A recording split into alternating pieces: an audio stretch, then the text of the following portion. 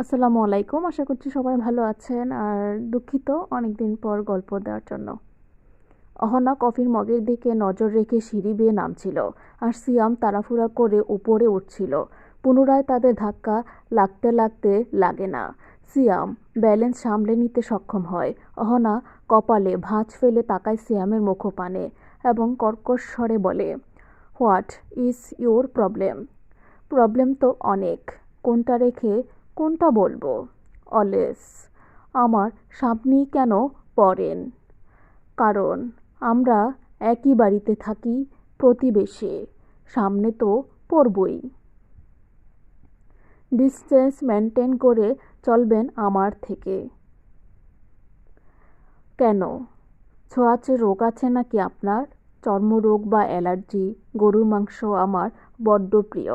অকালে পচা অসুখ বানিয়ে গরু খাওয়া বাদ দিতে পারবো না। অহনা বুঝে যায় এর সাথে তর্ক করতে গেলে শুধু সময়ই চলে যাবে, লাভের লাভ কিছুই হবে না। এ কিছু বুঝবে না, তাই পাশ কাটিয়ে চলে যায়। সিয়াম তাকিয়ে থাকে। যতক্ষণ পর্যন্ত অহনাকে দেখা যায় ততক্ষণ পর্যন্তই দেখতে থাকে। চোখের আড়াল হলেই মৃদু হেসে বলে, মোটু হলে কি হবে? কিউট আছে। I like it. কিরে? কাকে? কে কিউট আছে? কোথা থেকে অমন উদয় হয় এবং আমান উদয় হয় এবং সিয়ামের কথা শুনে ফেলে। ক্রাশ ঠাস খেয়ে বসে আছিস নাকি কারো ওপর? কে সেই রমণী? দেখা দেখি তোর চয়েস। সিয়াম দীর্ঘশ্বাস ফেলে জবাব দেয়, প্রয়োজনে সারা জীবন সিঙ্গেল থাকবো। বিয়ে করে বউকে কুয়োর নিচে লুকিয়ে রাখবো, তবুও তোদের দেখাবো না। বিন্দুমাত্র ভরসা করি না। বইয়েই গেছে তোর ভালো লাগার মানুষ দেখতে। হ্যাঁ, তোর বউ আমার চোখের সামনে দিয়ে নাচলেও তাকাবো না। মানুষের জিনিসের প্রতি ইন্টারেস্ট নেই আমার। সিয়াম শুনল, কিছু বলল না। আমান আবার বলে, আবরার কই? ইম্পর্টেন্ট কথা আছে। মনে হচ্ছে ছাদে। চল যাই। আদ্রিতা এখন পর্যন্ত সুইমিং পুলে রয়েছে। ইতিমধ্যে গায়ে ওড়না জড়িয়েছে। আবরার ছাদের রেলিংয়ে পিঠ ঠেকিয়ে দাঁড়িয়ে আছে। ঠোঁটের ভাঁজে সিগারেট, কানে ফোন। কারোর সঙ্গে ইম্পর্টেন্ট কথা বলছে। মুখ ভঙ্গিমা এবং কপালের ভাঁজ দেখে আদ্রিতা বুঝে ফেলে ভীষণ ইম্পর্টেন্ট আলাপ আলোচনা করছে। অ্যানিটা আবরারের পায়ের কাছে বসে আছে। কিছুদিন আগে যে তাকে বাসা থেকে বের করে দেওয়া হয়েছিল, স্বয়ং এই মানুষটি বের করে দিয়েছিল। অ্যানি বোধহয় সেসব ভুলে গিয়েছে। না ভুললে কি আর নির্লজ্জের মতো গ্যাসতে যেত? বাচ্চাটা একদম মায়ের স্বভাব পেয়ে যাচ্ছে, ছেঁচড়া আর নির্লজ্জ। আদ্রিতা মুখ বাঁকায়। মনে মনে একটু অভিমানও জমল, সেই সঙ্গে সন্দেহ। আবরার তাসিনের গার্লফ্রেন্ড রয়েছে, থাকার কথা নয় কি? গোটা বিশ্বের কাছে পরিচিত সে, তারপরও দেখতে অসম্ভব সুদর্শন। গার্লফ্রেন্ড প্রেমিকা থাকবে, এটাই স্বাভাবিক। এখন হয়তো তার সঙ্গেই কথা বলছে। জেলাস হলো আদ্রিতার ছোট্ট হৃদয়ে। ফোঁস করে শ্বাস টেনে উপরে উঠে পড়ে। আরও একখানা তোয়াল রাখা ছিল বেঞ্চের ওপর, সেটা গায়ে জড়িয়ে অ্যানিকে কোলে নেবে বলে এগোয়। তখনই শুনতে পায় আবরার কাউকে বলছে, I will meet you at 8 PM at AB coffee shop. মানে একটু পরে সে বেরোবে এবং এবি কফি শপে কারোর সঙ্গে দেখা করবে, নিশ্চয় প্রেমিকার সঙ্গে। আরও কিছু শুনতে ইচ্ছে করছিল আদ্রিতার, তবে সাহস হলো না। এনিকে তুলে চলে যাওয়ার উদ্দেশ্যে পা বাড়ায়, কি মনে করে আবার পেছন ফিরে আবরারের মুখপানে তাকিয়ে বলে, আপনার গার্লফ্রেন্ড আছে? আবরার ফোন কান থেকে সরায়। দুই বউ আড়াআড়ি ভাবে। কুঁচকে আদ্রিতার মুখপানে তাকিয়ে থাকে কিছু মুহূর্ত, তারপর জবাব দেয়, no, I have a little wife and I love her. Adrita ব্যথিত হৃদয় আরও ব্যথিত হলো। লোকটা এখানে এসে বিয়েও করে নিয়েছে, অথচ তারা কেউ জানে না। বড় মাও নিশ্চয় জানে না। এখনই তাকে জানানো প্রয়োজন। তার ছেলে কতটা বিগড়ে গিয়েছে সেটা বলতে হবে। এত সব ভাবনার মাঝে আদ্রিতার চোখ দুটো চকচক করে উঠল। কেন জানি কান্না পেয়ে গেল, অথচ তার কান্না পাওয়ার কথা ছিল না। এই মানুষটা আগে আদ্রিতাদের সঙ্গে থাকতো, তাকে রোজ দেখতো। এখানে আসার পরও দেখছে সুন্দর চোখ, সুন্দর মুখ, সুন্দর শরীর সবটাই প্রতি অধিকার একটা নারীর। যে পুরুষটিকে এক পলক দেখার জন্য হাজারো নারী পাগল, সেই পুরুষটি একমাত্র মেয়েকে ভালোবাসে। কত লাকি সেই মেয়েটি, না জানি কতই বা সুন্দর। আদ্রিতা হাতের উল্টো পিঠে চোখের পানি মুছে চলে যায় ছাদ থেকে। আমান এবং সিয়াম এতক্ষণ দরজার সামনে দাঁড়িয়েছিল, কেননা দরজার ওপাশ থেকে আটকানো ছিল। আদ্রিতাকে দেখে সিয়াম বুঝে যায় ঠিক কেন দরজা আটকানো ছিল। শুনুন সিয়াম ভাই, ভালো হতে টাকা লাগে না, চুপচাপ ভালো হয়ে যান। সিয়াম ঠিক বুঝতে পারল না সে খারাপ কি করেছে, তবে জিজ্ঞেস করারও সাহস পেল না। শুধু ফ্যালফ্যাল নয়নে তাকিয়ে থাকে আদ্রিতার মুখপানে। আমান ভাই, আপনিও খারাপ ডাক্তার মানুষ, ডাক্তার মানুষের মতো থাকবেন, ভণ্ড মেয়েবাজ কেন হবেন? কিন্তু আমরা করেছিটা কি? ফেসবুকে রিলেশনশিপ স্ট্যাটাসে সিঙ্গেল দিয়ে রেখেছেন, অথচ এদিকে বিয়ে করে বউ নিয়ে নিকনিক করে বেড়াচ্ছেন। এটা কি ভালো মানুষের লক্ষণ নাকি? চিটিংবাজ, খারাপ। বলতে বলতে চলে যায় আদ্রিতা। সিয়াম এবং আমান হাবলার মতো তাকিয়ে থাকে। তারা কবে বিয়ে করলো, আর কবেই না ফেসবুকে সিঙ্গেল স্ট্যাটাস দিল। কক্ষে ফিরে জামা কাপড় পাল্টে প্রথমেই আসিফ আদনানকে কল করে আদ্রিতা। সোজাসাপটা বলে, আমার সাথে রিলেশনশিপে যাবেন? যেহেতু আসিফও ওকে আগে থেকেই পছন্দ করে, সেহেতু রিলেশনশিপে যাওয়াতে তার কোনো আপত্তি নেই। কিন্তু এভাবে হুট করে বলাতে একটুখানি ঘাবড়ালো। কয়েক পলক নিঃশ্বাস টেনে বলে, হ্যাঁ যাওয়াই যায়। তবে এভাবে হুট করে বলছো যে? রিলেশন তো হুট করেই হয়। সম্পর্ক ঘটতে কি আর দিনক্ষণ মাস লাগে নাকি? সময় নিয়ে যেটা হয় সেটা হচ্ছে দায়িত্ব। এটা ঠিক বলেছ। শুনুন, রিলেশনশিপে বললাম আর গেলাম এমন নয়। আপনাকে লয়াল হতে হবে, ভালো মানুষ হতে হবে, আমার সব ইচ্ছে আবদার পূরণ করতে হবে। আমি ছাড়া অন্য কোনো মেয়ের সঙ্গে কথা বলা যাবে না। কোনো মেয়ে আপনার পোস্টে লাইক কমেন্ট করতে পারবে না। সবশেষে আমাকে কখনোই বকা দেওয়া যাবে না। একবার আমার হয়ে দেখো, মাথায় তুলে রাখবো তোমায়। কখনো কোনো অভিযোগ করার সুযোগ দেব না। অদ্রিতার হাসি পেল না, বা ভালোও লাগলো না, তবুও জোর করে একটু হাসার চেষ্টা করলো। আমি এখন সুইজারল্যান্ডে এসেছি, আপনি আসবেন?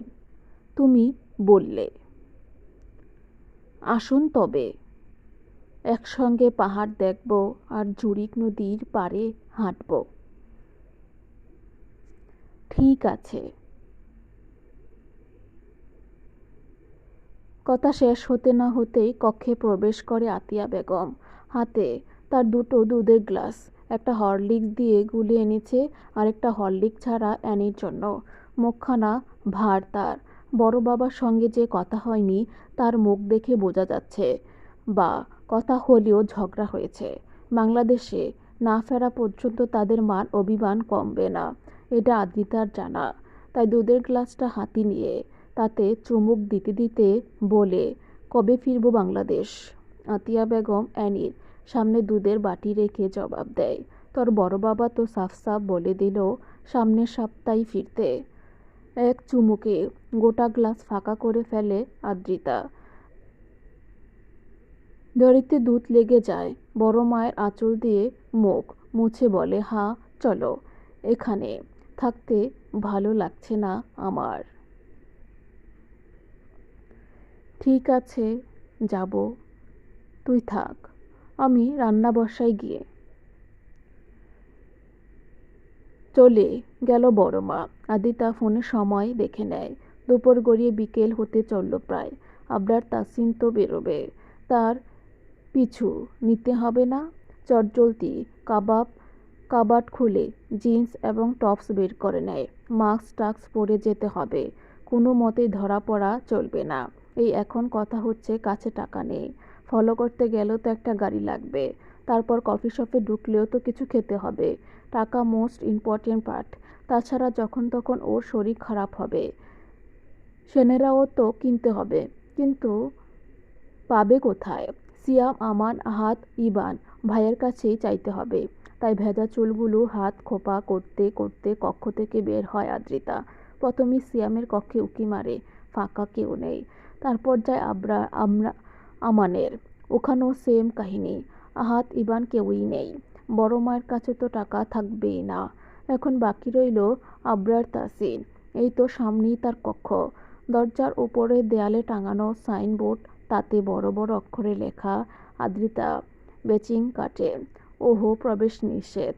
তুই কোন রাজ্যের মহারাজ বা কোথাকার সুপারস্টার যে তোর কক্ষে প্রবেশ করা যাবে না? দেখতে হাতির মতো, তার আবার এত হ্যাডম। বুকে এক রাশ সাহস নিয়ে এগোয় আদ্রিতা।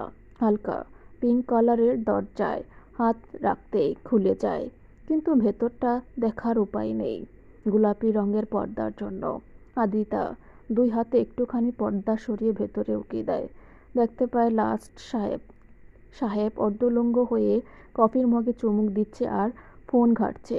বেহায়া আদ্রিতার বেহায়া চোখ দুটো ঘুরে ফিরে অশ্লীল জায়গায় যাচ্ছে। বলাই বাহুল্য চোখ দিয়ে গিলে খেতে থাকে আবরার তাসিনকে। কালো রঙের ছোট্ট প্যান্টটায় দারুণভাবে মানিয়েছে লোকটাকে।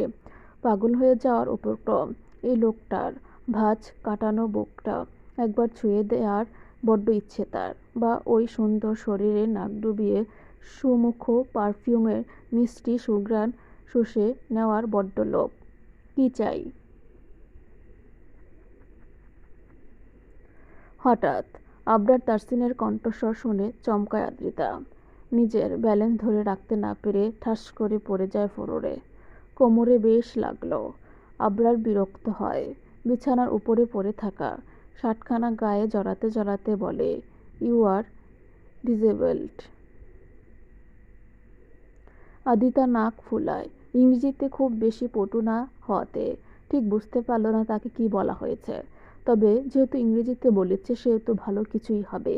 তাই সেটা নিয়ে মাথা না ঘামিয়ে কোনো রকমে উঠে দাঁড়ায়, দু পা এগিয়ে আবরারের মুখোমুখি হয়ে হাত পেতে। টাকা চাই আমার। আবরার এক পলক হাতের দিকে তাকায়, পরপরই মুখের দিকে তাকিয়ে বলে, কি লাগবে বলো, আমি এনে দেব। আপনি পারবেন না, আমার টাকাই লাগবে। আবরার বরাবরের মতোই তার বিখ্যাত ভ্রুদ্বয় কুঁচকে ফেলে। আদ্রিতা হতাশ হয়ে হাত নামিয়ে ফেলে। এখানে ডাক্তারের চেম্বার কোথায় তার জানা নেই। তাছাড়া বড় মা বা অহনাও জানে না। এখানকার ভাষাও ঠিকঠাক বোঝে না। ইংরেজিতে তো নাদান। আবরারকে দিয়েই আনাতে হবে, কিন্তু এখন মুখ ফুটে বলবে কি করে? আদ্রিতার কাছে জবাব না পেয়ে আবরার পুনরায় বলে, টেল মি সোন। আমায় বেরোতে হবে। আদ্রিতা জিভ ধারা ঠোঁট ভিজিয়ে নেয়। টাকাও লাগবে সাথে সাথে।